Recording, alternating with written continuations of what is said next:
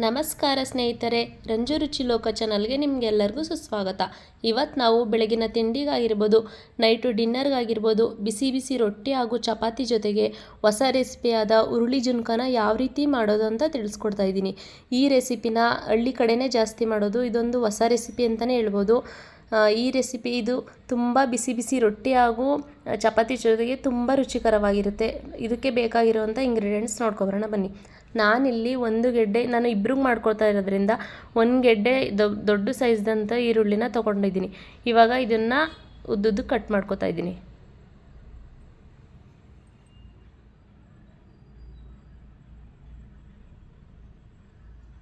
Next 4ರಿಂದ 5 ಹಸಿರು ಮೆಣಸಿಕಾಯೇ ತೊಗೊಂಡಿದ್ದೀನಿ. ಇದನ್ನು ಸಹ ಚಿತ್ರಾನ್ನಕ್ಕೆ ಯಾವ ರೀತಿ ಕಟ್ ಮಾಡ್ತೀವಿ ಅದೇ ರೀತಿ ಉದ್ದುದ್ದು ಕಟ್ ಮಾಡ್ಕೊತಾ ಇದ್ದೀನಿ ಒಗ್ಗರಣೆಗೆ.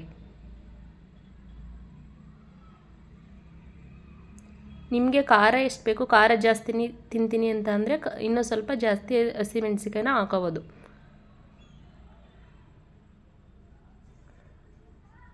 ನೆಕ್ಸ್ಟು ಹುಳಿಗಾಗಿ ನಾನಿಲ್ಲಿ ಒಂದೇ ಒಂದು ಟೊಮೊಟೊ, ಚಿಕ್ಕ ಟೊಮೊಟೊ ಹಣ್ಣನ್ನು ಉದ್ದುದ್ದು ಕಟ್ ಮಾಡಿಕೊಂಡು ಸ್ವಲ್ಪ ಸಣ್ಣಕ್ಕೆ ಕಟ್ ಮಾಡ್ಕೊತಾ ಇದ್ದೀನಿ. ನೋಡಿ, ಈ ರೀತಿ ಸಣ್ಣಕ್ಕೆ ಕಟ್ ಮಾಡ್ಕೊಳ್ಳಿ ಒಂದು ಟೊಮೊಟೊ ಹಣ್ಣನ್ನು.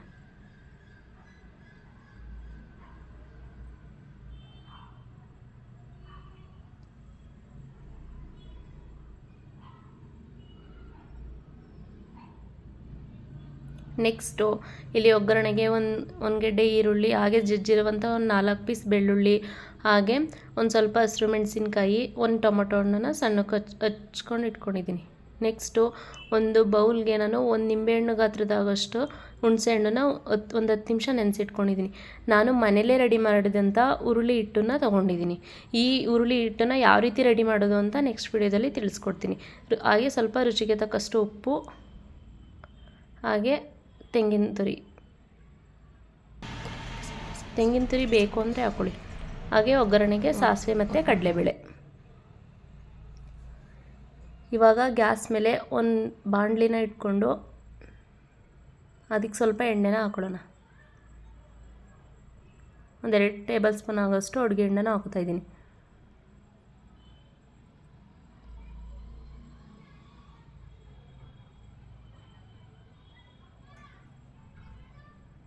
ನೆಕ್ಸ್ಟ್ ಅದೇ ಬಾಣಲಿಗೆ ಸ್ವಲ್ಪ ಸಾಸಿವೆ,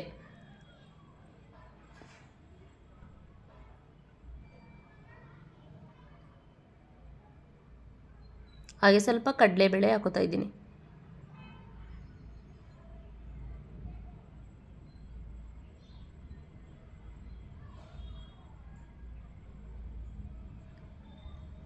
ಹಾಗೆ ಸ್ವಲ್ಪ ಬೆಳ್ಳುಳ್ಳಿ.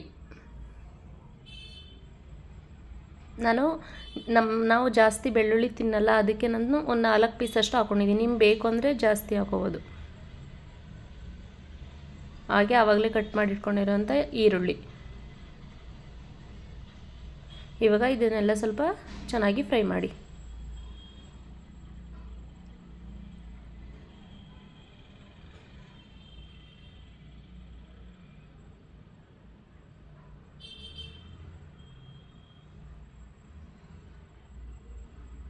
ನೆಕ್ಸ್ಟ್ ಇದಕ್ಕೆ ಹಸಿಮೆಣಸಿಕಾಯನ್ನ ಆ್ಯಡ್ ಮಾಡ್ಕೊತಾ ಇದ್ದೀನಿ.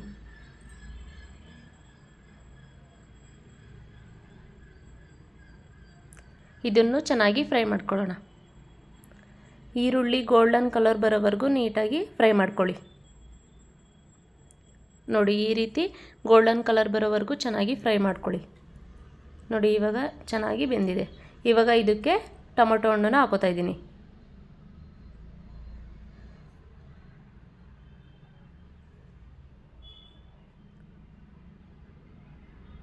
ಇದನ್ನು ಚೆನ್ನಾಗಿ ಈ ರೀತಿ ಫ್ರೈ ಮಾಡ್ಕೊಳ್ಳಿ.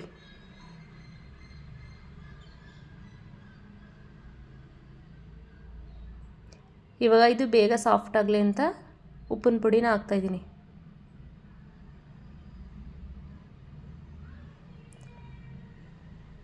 ಇವಾಗ ಇದನ್ನೆಲ್ಲ ಚೆನ್ನಾಗಿ ಫ್ರೈ ಮಾಡಿ ಇದೆಲ್ಲ ಚೆನ್ನಾಗಿ ಸಾಫ್ಟ್ ಆಗ್ತಾ ಇರಲಿ. ಟೊಮೊಟೊ ಎಲ್ಲ ಸಾಫ್ಟ್ ಆಗೋವರೆಗೂ ನಾವು ಹುರುಳಿ ಹಿಟ್ಟನ್ನ ಹಾಕ್ಕೊಂಡು ರೆಡಿ ಮಾಡ್ಕೊಳ್ಳೋಣ ಬನ್ನಿ. ನೆಕ್ಸ್ಟು ಆವಾಗಲೇ ತೋರಿಸ್ದಂಗೆ ಆವಾಗಲೇ ಇಟ್ಕೊಂಡಿದ್ದಂಥ ಒಂದು 10 ನಿಮಿಷ ನೀರಲ್ಲಿ ನೆನೆಯೋದಂಥ ಹುಣಸೆ ಹಣ್ಣನ್ನು ಚೆನ್ನಾಗಿ ಕಿವುಚಿ ಇದನ್ನು ಹುಣಸೆ ಹಣ್ಣನ್ನೆಲ್ಲ ಸೈಡ್ಗೆ ಎತ್ತಿಟ್ಕೊಳ್ಳೋಣ.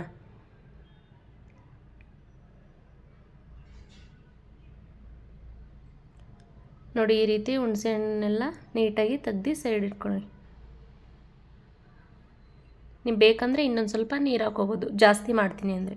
ಇವಾಗ ಇದಕ್ಕೆ ನಾನು ಆವಾಗಲೇ ತೋರಿಸಿದಂಥ ಹುರುಳಿ ಹಿಟ್ಟನ್ನು ಹಾಕೋತಾ ಇದ್ದೀನಿ.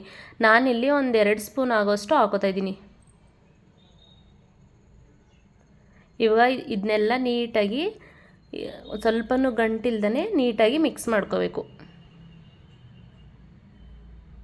ನಾನು ನೆಕ್ಸ್ಟ್ ವಿಡಿಯೋದಲ್ಲಿ ಹುರುಳಿ ಹಿಟ್ಟನ್ನು ಯಾವ ರೀತಿ ರೆಡಿ ಮಾಡೋದು ಅಂತ ತೋರಿಸ್ಕೊಡ್ತೀನಿ.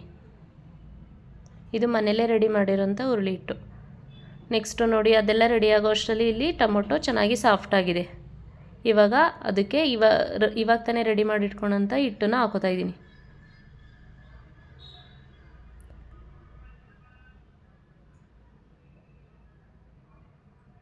ಇದನ್ನೆಲ್ಲ ಇವಾಗ ಚೆನ್ನಾಗಿ ಮಿಕ್ಸ್ ಮಾಡ್ಕೊಳ್ಳೋಣ.